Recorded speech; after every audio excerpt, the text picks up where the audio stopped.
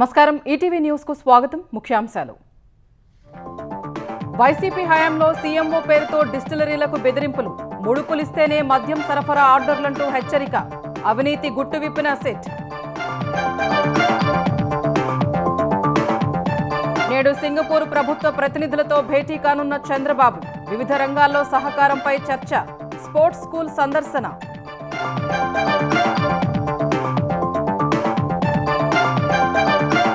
ఏపీలో 11 పరిశ్రమల ఏర్పాటుకు సర్కారు అనుమతి లూలు మాల్స్ కు పచ్చజెండా విశాఖ విజయవాడలో భూముల కేటాయింపు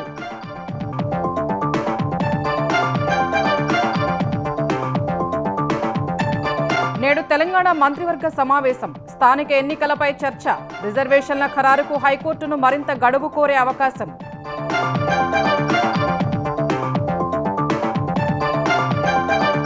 యూనివర్సల్ సృష్టి ఫెర్టిలిటీ పేరుతో కాసుల దందా సరోగసి ముసుగులో డాక్టర్ నమ్రత శిశు విక్రయాలు 2021లోనే ఆసుపత్రి మూసేసినట్లు అధికారులకు లేఖ ఆపరేషన్ సింధూర్పై నేడు లోక్సభలో చర్చ ఇరుకున పెట్టేందుకు విపక్షం తిప్పికొట్టేందుకు సిద్ధమైన అధికార పక్షం విప్ జారీ చేసిన బీజేపీ కాంగ్రెస్లు ఈయూతో అమెరికా వాణిజ్య ఒప్పందం 15% సుంకాలు విధింపునకు అంగీకారం అందరికీ ప్రయోజనకరమని ట్రంప్ ప్రకటన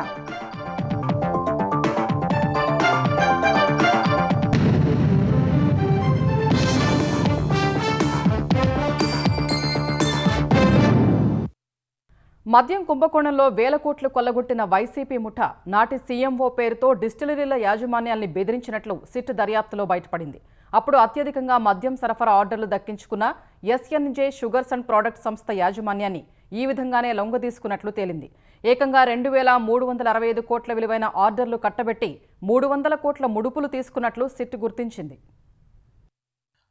జగన్ పాలనలో జరిగిన మద్యం కుంభకోణానికి సంబంధించి అక్రమాలు ఒక్కొక్కటిగా వెలుగులోకి వస్తున్నాయి. వైసీపీ ముఠా తరపున ముడుపుల వసూళ్ల నెట్వర్క్లో కీలకంగా వ్యవహరించిన బూనేటి చాణక్య 2020 అక్టోబర్లో ఎస్ఎన్జే షుగర్స్ ప్రొడక్ట్స్ సీఎఫ్ఓ నల్లనన్ మతప్పన్ కు పలుమార్లు ఫోన్ చేసి ఏపీ సీఎంఓ నుంచి మాట్లాడుతున్నామని మీ బ్రాండ్లకు ఆర్డర్లు కావాలన్నా పెండింగ్ బిల్లులు చెల్లించాలన్నా తాము అడిగినంత ఇవ్వాల్సిందేనని హెచ్చరించినట్లు సిట్ దర్యాప్తులో తేలింది. కొన్ని రోజుల కిందట మతప్పన్ జడ్జి ఎదుట వాంగ్మూలం కూడా ఇచ్చారు. ఎవరో కావాలనే బెదిరిస్తున్నారని ఎస్ఎన్జే యాజమాన్యం తేలిగ్గా తీసుకోగా ఆ తర్వాత నుంచి మద్యం సరఫరా ఆర్డర్లు తగ్గడంతో పాటు పెండింగ్ బిల్లుల చెల్లింపులు నిలిచిపోయాయి. దీంతో ఆ సంస్థ ప్రతినిధులు ఏపీ ఎస్బీసీఎల్ అప్పటి ఎండీ వాసుదేవరెడ్డిని కలిశారు. చాణక్య చెప్పినట్లు చేయండి, మిగతా కంపెనీల్లాగే ముడుపులిస్తే ఆర్డర్లు వస్తాయని వాసుదేవరెడ్డి ఆ సంస్థ ప్రతినిధులకు చెప్పినట్లు సిట్ దర్యాప్తులో వెల్లడైంది. ఏపీ ఎస్బీసీఎల్ అప్పటి ఎండీ వాసుదేవరెడ్డితో భేటీ ముగిశాక ఎస్ఎన్జే సంస్థ సీఎండీ ఎస్ఎన్ జయమురుగన్ కు రాజ్ కేసిరెడ్డి ఆయన అనుచరుడు బూనేటి చాణక్య రోజు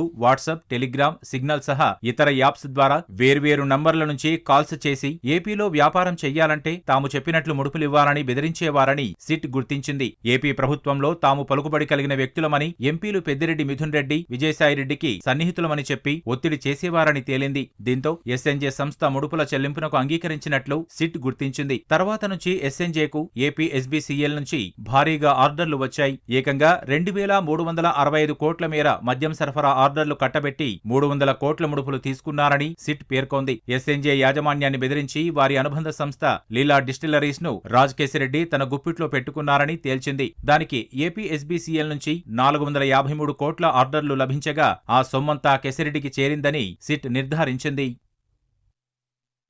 సింగపూర్ పర్యటనలో ఉన్న ముఖ్యమంత్రి చంద్రబాబు నాయుడు ఇవాళ అక్కడి ప్రభుత్వ ప్రతినిధులతో సమావేశం కానున్నారు. నగరాల అభివృద్ధి, క్రీడలు, పోర్ట్ ఆధారిత పరిశ్రమలపై చర్చించనున్నారు.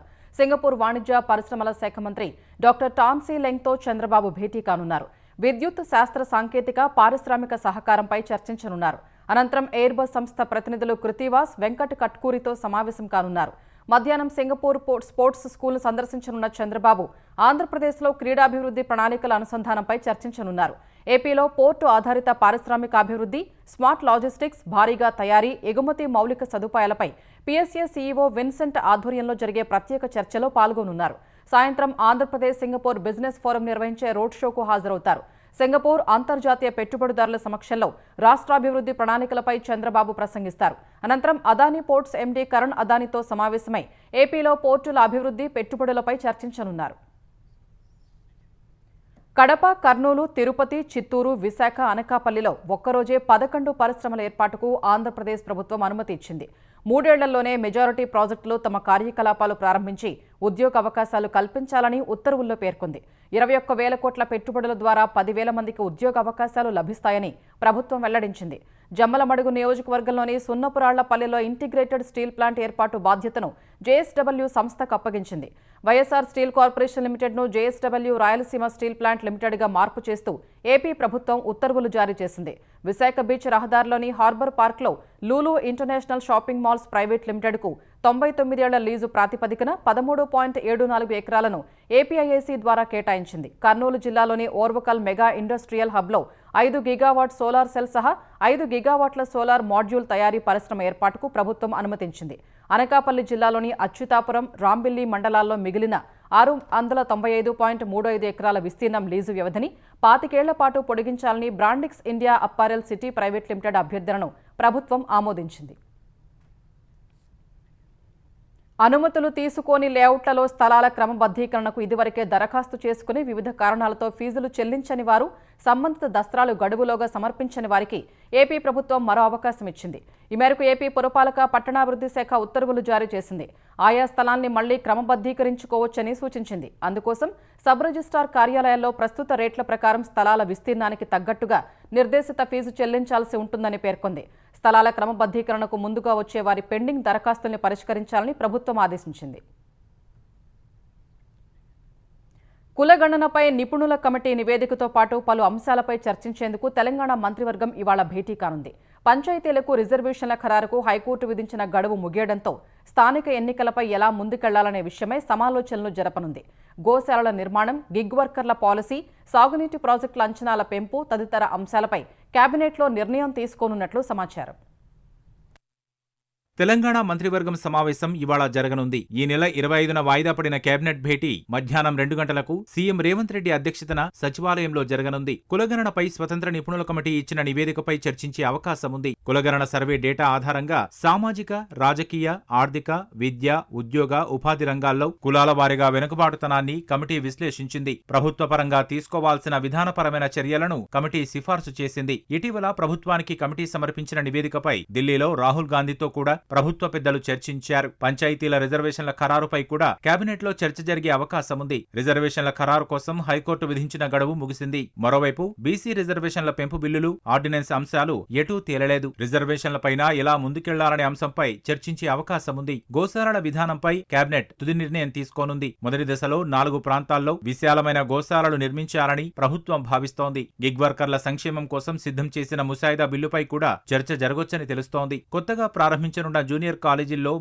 బోధనేతర పోస్టులను మంజూరు చేసే అవకాశం ఉంది. ఆగస్టు 10 వరకు తెలంగాణలో జరగనున్న రేషన్ కార్డుల పంపిణీపై చర్చించనున్నట్లు తెలుస్తోంది. పట్టణ ప్రాంతాల్లో ఇందిరమ్మ ఇళ్ల మంజూరు, డబుల్ బెడ్రూమ్ ఇళ్ల కేటాయింపు అంశాలు చర్చకు వచ్చే అవకాశం ఉంది. సాగునీటి ప్రాజెక్టుల అంచనాల పెంపుపై కేబినెట్ నిర్ణయం తీసుకోనున్నట్లు తెలుస్తోంది. మత్స్య సహకార సంఘాలకు పర్సన్ ఇన్ఛార్జీల నియామకంతో పాటు జిల్లాల పర్యటనల్లో మంత్రులు పరిశీలించిన అంశాలు కూడా చర్చకు వచ్చే అవకాశం ఉంది. వ్యవసాయ రంగంపై బీజేపీ తెలంగాణ అధ్యక్షుడు రామచంద్రరావుకు కనీసం అవగాహన లేదని మంత్రి తుమ్మల నాగేశ్వరరావు మండిపడ్డారు. యూరియా సరఫరా విషయమై వాస్తవాలు తెలుసుకోకుండా ప్రభుత్వంపై విమర్శలు చేయడం సరికాదని హితవు పలికారు. తెలంగాణకు కేవలం 9.80 లక్షల మెట్రిక్ టన్నుల యూరియా మాత్రమే ఇచ్చి 12 లక్షల మెట్రిక్ టన్నులు సరఫరా చేసినట్లు చెప్పడం శోచనీయమని మంత్రి అన్నారు. రైతులు యూరియా కోసం తిప్పల పడుతుంటే కేంద్రం గొప్పలు చెప్పుకుంటోందని తుమ్మల ఆక్షేపించారు. తెలంగాణకు ఎరువుల కేటాయింపు కేంద్రం ఆధీనంలో ఉందనే విషయం బీజేపీ అధ్యక్షుడికి తెలియదేమోనని మంత్రి పొన్నం ప్రభాకర్ చురకలంటించారు. కాంగ్రెస్ ప్రభుత్వాన్ని బద్నాం చేసేందుకు బీజేపీ కుట్ర చేస్తోందని ఆయన ఆరోపించారు. ఈరోజు యావత్ రైతాంగం అంతా ఎరువులు కావాలని డిమాండ్ చేస్తా ఉంది. వ్యవసాయ శాఖ మంత్రి తుమ్మల నాగేశ్వరరావు 10 సార్లు వ్యవసాయ శాఖ మంత్రి విజ్ఞప్తి చేస్తా ఉన్నాడు. భారతీయ జనతా పార్టీ నాయకత్వానికి కనీసం దున్నపోతు మీద వానబడ్డట్టు కూడా లేదు. కేంద్రం ఈ యొక్క ఎరువులు సరైన సరఫరా చేయకపోవడం వల్ల ఇబ్బంది వస్తోంది. కాబట్టి ఎరువులు అవసరం ఉన్నంత సరఫరా చేయాలని కిషన్ రెడ్డి గారు, బండి సంజయ్ గారు, రామచంద్ర గారు కేంద్రం మీద ఒత్తిడి తేవాలని కోరుతా ఉన్నా. పార్లమెంటులో ఆపరేషన్ సింధూర్పై ఇవాళ వాడివేడి చర్చ జరగనుంది. పహల్గాం ఉగ్రదాడి వెనుక నిఘా వైఫల్యం, కాల్పుల విరమణకు ట్రంప్ మధ్యవర్తిత్వం వంటి అంశాలపై ప్రభుత్వాన్ని ఇరుకున పెట్టాలని విపక్షాలు భావిస్తుండగా వాటిని తిప్పికొట్టేందుకు అధికార పక్షం సిద్ధమైంది. ఇందుకోసం అధికార, ప్రతిపక్ష పార్టీలు తమ వాదన బలంగా వినిపించేందుకు ముఖ్య నేతల్ని రంగంలోకి దించనున్నాయి. వారం రోజుల ప్రతిష్టంభన తర్వాత పార్లమెంటులో ఇవాళ వాడివేడిగా చర్చ జరగనుంది. పెహల్గాం ఉగ్రదాడి, ఆపరేషన్ సింధూర్పై ఇవాళ లోక్సభలో, రేపు రాజ్యసభలో చర్చ జరగనుంది. లోక్సభలో లిస్టైన అజెండా ప్రకారం పెహల్గాం ఉగ్రవాద దాడికి ప్రతిస్పందనగా భారత్ బలమైన, విజయవంతమైన నిర్ణయాత్మక ఆపరేషన్ సింధూర్పై ప్రత్యేక చర్చ జరగనుంది. ఉభయ సభల్లో 16 గంటల చొప్పున చర్చకు సమయం కేటాయించారు. ఈ నెల 21 నుంచి పార్లమెంటు వర్షాకాల సమావేశాలు ప్రారంభం కాగా బీహార్ ఓటరు జాబితా సవరణ, ఆపరేషన్ సింధూర్ సహా పలు అంశాలపై చర్చకు పట్టుబడుతూ పార్లమెంటులో ప్రతిపక్షాలు ఆందోళనకు దిగాయి. ఫలితంగా 5 రోజుల పాటు ఎలాంటి కార్యక్రమాలు చేపట్టకుండానే ఉభయ సభలు వాయిదా పడ్డాయి. ఈ నేపథ్యంలో లోక్సభ స్పీకర్ ఓం బిర్లా శుక్రవారం తన ఛాంబర్లో అఖిలపక్ష సమావేశం నిర్వహించారు. ప్రశ్నోత్తరాల కార్యక్రమంతో పాటు సభ సజావుగా సాగేందుకు సహకరించాలని ఇరు పక్షాలను కోరారు. అయితే వివిధ అంశాలను ప్రతిపక్షాలు ప్రస్తావించగా తొలుత ఆపరేషన్ సింధూర్పై చర్చ చేపట్టేందుకు ప్రభుత్వం అంగీకరించింది. దీంతో 5 రోజుల పాటు కొనసాగిన ప్రతిష్టంభనకు తెరపడింది. ఆపరేషన్ సింధూర్పై చర్చ సందర్భంగా జాతీయ భద్రత, విదేశాంగ విధానంపై అధికార ప్రతిపక్షాల మధ్య వాడివేడిగా చర్చ జరిగే అవకాశముంది. ఇరుపక్షాలు ముఖ్య నేతల ద్వారా తమ వాదనను బలంగా వినిపించనున్నారు. ఇరుపక్షాలు అస్త్రశస్త్రాలతో చర్చకు సిద్ధమయ్యారు. కాంగ్రెస్ తరపున ఆ పార్టీ ఉపనేత గౌరవ్ గొగోయ్ చర్చను ప్రారంభించనుండగా రాహుల్ సహా మరికొందరు నేతలు మాట్లాడే అవకాశమున్నట్లు తెలుస్తోంది. అయితే కేంద్ర ప్రభుత్వం విదేశాలకు పంపిన బృందాల్లో ఒకదానికి సారథ్యం వహించిన శశి థరూర్ కు అవకాశం ఇస్తుందా అనే విషయమై స్పష్టత లేదు. ప్రభుత్వం తరపున కేంద్ర హోంశాఖ మంత్రి అమిత్ షా, రక్షణ శాఖ మంత్రి రాజ్నాథ్ సింగ్, విదేశాంగ శాఖ మంత్రి జయశంకర్, ఎంపీలు అనురాగ్ ఠాకూర్, సుధాంశు త్రివేది, నిషికాంత్ దూబే తదితరులు మాట్లాడనున్నట్లు సమాచారం. ఇరుపక్షాల ప్రసంగాల తర్వాత ప్రధాని నరేంద్ర మోదీ చర్చకు సమాధానం ఇవ్వనున్నారు. మరోవైపు చర్చ నేపథ్యంలో అధికార ప్రతిపక్షాలు తమ సభ్యులకు విప్ జారీ చేశాయి. ఇవాళ్టి నుంచి 3 రోజుల పాటు లోక్సభలో తప్పనిసరిగా ఉండాలని తమ ఎంపీలకు సూచించాయి. యూనివర్సల్ సృష్టి ఫెర్టిలిటీ కేంద్రం నిర్వాహకురాలు డాక్టర్ నమ్రత చేసిన దారుణాలు అన్నీ ఇన్ని కావు. 2021లోనే ఆసుపత్రి మూసివేసినట్లు లేఖ సమర్పించిన ఆమె సరోగసీ ముసుగులో యథేచ్ఛగా శిశు విక్రయాలు జరిపినట్లు బయటపడింది. తెలుగు రాష్ట్రాలే కాకుండా కోల్కతా, ఒడిశాల్లోనూ బ్రాంచీలు ఏర్పాటు చేసి కాసుల దందా చేస్తున్నట్లు అధికారులు తెలిపారు. సంతానం లేని దంపతులకు ఐవీఎఫ్, సరోగసీ ద్వారా పిల్లలు లేని కొరత తీర్చనున్నట్లు ఆశ చూపి లక్షల రూపాయలు వసూలు చేసినట్లు చెప్పారు. సికింద్రాబాద్ రెజిమెంటల్ బజార్లోని యూనివర్సల్ సృష్టి ఫెర్టిలిటీ సెంటర్ నిర్వాహకురాలు డాక్టర్ నమ్రత ఆగడాలు ఒక్కొక్కటిగా వెలుగు చూస్తున్నాయి. రాజస్థాన్కు చెందిన దంపతులు పిల్లలు లేకపోవడంతో ఆన్లైన్లో వెతికి గత ఏడాది ఆగస్టులో నగరానికి వచ్చి సికింద్రాబాద్ రెజిమెంటల్ బజార్లోని యూనివర్సల్ సృష్టి ఫెర్టిలిటీ సెంటర్ నిర్వాహకురాలు డాక్టర్ నమ్రతను సంప్రదించారు. వైద్య పరీక్షలు నిర్వహించి ఐవీఎఫ్ వీలు పడదని, సరోగసీ ద్వారా బిడ్డను కనే అవకాశం ఉందని, 30 లక్షల రూపాయలు ఖర్చవుతుందని ఆమె చెప్పారు. బిడ్డ పుట్టిన తర్వాత డిఎన్ఏ పరీక్ష చెయ్యాలని ఒప్పందం కుదుర్చుకున్నారు. గత ఏడాది సెప్టెంబర్లో ఆ దంపతులను విశాఖపట్నానికి పంపి అండాలు, వీర్యకణాలు సేకరించారు. ఈ ఏడాది జూన్లో సరోగసీ ద్వారా మగబిడ్డ పుట్టాడంటూ ఆ దంపతులను వైజాగ్ తీసుకెళ్లి శిశువును అప్పగించారు. పిల్లాడి రూపురేఖలు భిన్నంగా ఉండడంతో తల్లి అనుమానించి డిఎన్ఏ పరీక్ష చెయ్యాలని డిమాండ్ చేసింది. బిడ్డను కన్న తల్లి ద్వారా కేసు పెడతామంటూ డాక్టర్ నమ్రత వారిని బెదిరించింది. వారు ఢిల్లీలోని ప్రైవేట్ ల్యాబ్లో పరీక్ష చేయించగా పిల్లాడి డిఎన్ఏ దంపతులతో సరిపోలకపోవడంతో నమ్రతను సంప్రదించారు. ప్రతికూల స్పందన రావడంతో బాధితురాలు గోపాలపురం పోలీసులకు ఫిర్యాదు చేయగా వారు వైద్యశాఖతో కలిసి దర్యాప్తు చేపట్టి కీలక విషయాలు గుర్తించారు. అస్సాంలోని మహమ్మద్ అలీ అదిక్, నస్రీన్ బేగం దంపతులకు పుట్టబోయే బిడ్డను తమకు విక్రయించాలని డాక్టర్ నమ్రత ముందుగానే వారితో ఒప్పందం కుదుర్చుకున్నారు. వారికి పుట్టిన మగబిడ్డను 90,000 రూపాయలకు కొనుగోలు చేసి రాజస్థాన్ దంపతులకు అప్పగించారు. ఇందుకోసం దంపతుల నుంచి 35 లక్షల రూపాయలు వసూలు చేశారు. విజయవాడ, విశాఖ, హైదరాబాద్లోని ఫెర్టిలిటీ కేంద్రాల్లో తనిఖీలు చేపట్టిన పోలీసులు, వైద్యాధికారులు అనుమతి లేకుండా సేకరించిన వీర్యకణాలు, అండాలు, రికార్డులను స్వాధీనం చేసుకున్నారు. విశాఖలోని సృష్టి ఫెర్టిలిటీ సెంటర్ మేనేజర్ కళ్యాణి కీలకంగా వ్యవహరిస్తున్నట్టు గుర్తించారు. ఈ డాక్టర్ కూడా ప్రీవియస్ గా రిజిస్ట్రేషన్స్ అన్ని క్యాన్సిల్ అయినాయి. ఇట్లా వల్నరబుల్ కపుల్స్ ని టార్గెట్ చేసి వాళ్ళ దగ్గర ఈచ్ కపుల్ దగ్గర almost 25 to 40 lakhs of rupees amount తీసుకుంటూ ఇట్లా మేము బేబీని డెలివర్ చేస్తాం మీకు అని ఆశ చూపించి ఇట్లాంటి procedures she is doing. So in Visakhapatnam, in Vijayawada, in Guntur. Basically bottom line is she is not a certified medical professional. Telugu రాష్ట్రాల్లో సృష్టి ఫెర్టిలిటీ అక్రమాలపై 10 కేసులు నమోదయ్యాయి.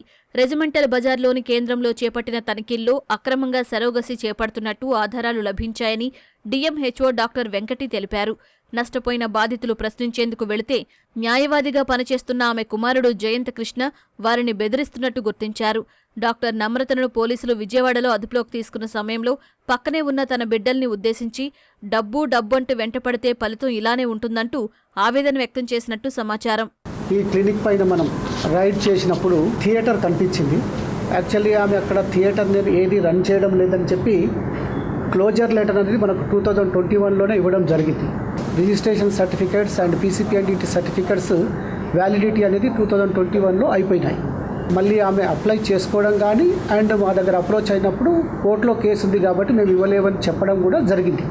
దాంతో నేను హాస్పిటల్ క్లోజ్ చేసుకుంటున్నాను అని చెప్పి ఆమె సర్టిఫికేట్ కూడా ఇవ్వడం జరిగింది. దాంతో మేము క్లోజర్ సర్టిఫికేట్ కూడా ఇవ్వడం జరిగింది. సృష్టి ఫెర్టిలిటీ సెంటర్పై లోతుగా విచారణ చేసి బాధ్యులపై కఠిన చర్యలు తీసుకోవాలని వైద్య ఆరోగ్య శాఖ మంత్రి దామోదర్ రాజనరసింహ అధికారులను ఆదేశించారు. ఈ ఘటనను తీవ్రంగా పరిగణించిన ఆయన ఇలాంటి కేంద్రాలపై తనిఖీలు ముమ్మరం చేయాలన్నారు. ఆరోగ్య కుటుంబ సంక్షేమ శాఖ కమిషనర్ సంగీత సత్యనారాయణ స్పందిస్తూ హైదరాబాద్లోని 2 ప్రభుత్వ ఆసుపత్రుల్లో సంతానోత్పత్తి కేంద్రాలు ఉన్నాయని, పిల్లలు లేని దంపతులు వాటిని వినియోగించుకోవాలని కోరారు. రోజువారీ కూలీలు, ఇంటికి దూరమైన వారు, యాచకులు, యువకులకి కమిషన్ ఆశ చూపి వారి వీర్యకణాలు సేకరిస్తున్న ఓ సంస్థ చీకటి దందాను హైదరాబాద్ ఉత్తర మండలం టాస్క్ ఫోర్స్ పోలీసులు వెలుగులోకి తెచ్చారు. సికింద్రాబాద్ గోపాలపురం పోలీస్ స్టేషన్ పరిధిలో 4 ఏళ్ల క్రితం ప్రారంభమైన ఇండియన్ స్పర్మ్ టెక్ క్లినిక్ వీర్యదానం చేయాలని ప్రచారం చేస్తూ వందలాది మంది నుంచి వీర్యకణాలు సేకరించింది. ఈ చీకటి దందాపై సమాచారం అందుకున్న టాస్క్ ఫోర్స్ పోలీసులు శనివారం రాత్రి తనిఖీలు నిర్వహించారు. 20 మంది నుంచి సేకరించిన వీర్య నమూనాలు, రికార్డుల్ని స్వాధీనం చేసుకున్నారు. వీర్య కణాలు, అండాలను సేకరించి అహ్మదాబాద్లోని ప్రధాన కేంద్రానికి పంపుతున్నట్టు గుర్తించారు. అండం ఇచ్చిన మహిళలకు ఒక్కొక్కరికి 20,000 నుంచి 25,000, వీర్యదానం చేసిన పురుషులకు 800 నుంచి 1,500 వరకు కమిషన్ ఇస్తున్నట్లు దర్యాప్తులో తేలింది. అశ్లీల వీడియోలు చూపి వీర్య కణాలు సేకరించినట్లు పోలీసులు గుర్తించారు. అక్రమ దందా చేస్తున్న 7గురిపై కేసు నమోదు చేశారు. అన్ని అనుమతులు ఉన్నాయని నిర్వాహకులు పోలీసులతో చెప్పగా ఆ వ్యాఖ్యల్ని DMHO డాక్టర్ వెంకటి తోసిపుచ్చారు. కాళేశ్వరం చిన్న ప్రాజెక్టు కాదని, రివర్స్ పంపింగ్లో అతిపెద్ద బృహత్తరమైన ప్రాజెక్ట్ అని బీఆర్ఎస్ కార్యనిర్వాహక అధ్యక్షుడు కేటీఆర్ చెప్పారు. భూపాలపల్లి నియోజకవర్గ ముఖ్య నేతలతో సమీక్షా సమావేశం నిర్వహించిన ఆయన కాంగ్రెస్ పాలనలో నాసిరకమైన ఆహారంతో గురుకులాల విద్యార్థులు అస్వస్థతకు గురవుతున్నారని ఆరోపించారు. కాంగ్రెస్ నేతలు గురుకులాల్ని సందర్శించి మెరుగైన సౌకర్యాలు కల్పించాలని డిమాండ్ చేశారు. పొరుగు రాష్ట్రానికి నీళ్లు ధారాదత్తం చేస్తున్న రేవంత్ సర్కార్ డబ్బు మూటలు ఢిల్లీకి పంపుతోందని కేటీఆర్ ఆరోపించారు. అనకాపల్లి ఎన్టీఆర్ ప్రభుత్వాసుపత్రిలో 2020లో జరిగిన అక్రమాలపై 22 మంది డాక్టర్లు, నర్సులపై విచారణ జరపాలని మంత్రి సత్యకుమార్ యాదవ్ ఆదేశించారు. 2020 ఫిబ్రవరిలో ఏసీబీ ఆకస్మిక తనిఖీలపై ఈ ఏడాది జూన్లో అధికారులు ఇచ్చిన నివేదికను పరిగణనలోకి తీసుకుని ఈ మేరకు మంత్రి చర్యలకు ఆదేశించారు. ఏసీబీ నివేదిక ఇన్పేషెంట్లపై తప్పుడు లెక్కలో మందుల వినియోగం సరిగా చూపకపోవడం, అవినీతి, పాలనా వైఫల్యాలు, పర్యవేక్షణ లోపాలు గత ప్రభుత్వ పనితీరుకు అద్దం పట్టింది. డీసీహెచ్ఎస్తో పాటు మరో 9 మంది వైద్యులు, 12 మంది హెడ్ నర్సులు, స్టాఫ్ నర్సులపై విచారణకు ఆదేశించారు. గత ప్రభుత్వ హయాంలో పరిస్థితిపై ఏసీబీ ఇచ్చిన నివేదిక ఆధారంగా ప్రభుత్వాసుపత్రుల్లో మార్పు తెచ్చేందుకు పటిష్టమైన చర్యలను చేపట్టాలని స్పష్టం చేశారు. అమరావతి మహిళల మహాపాదయాత్ర పుస్తకావిష్కరణ కార్యక్రమం గుంటూరులో జరిగింది. డాక్టర్ పట్టాభి కళాపీఠం, విశాఖ రచయితల సంఘం సంయుక్త ఆధ్వర్యంలో అడప రామకృష్ణ రచించిన పుస్తకాన్ని అమరావతి అభివృద్ధి కమిటీ చైర్మన్ జాస్తి వీరాంజనేయులు ఆవిష్కరించారు.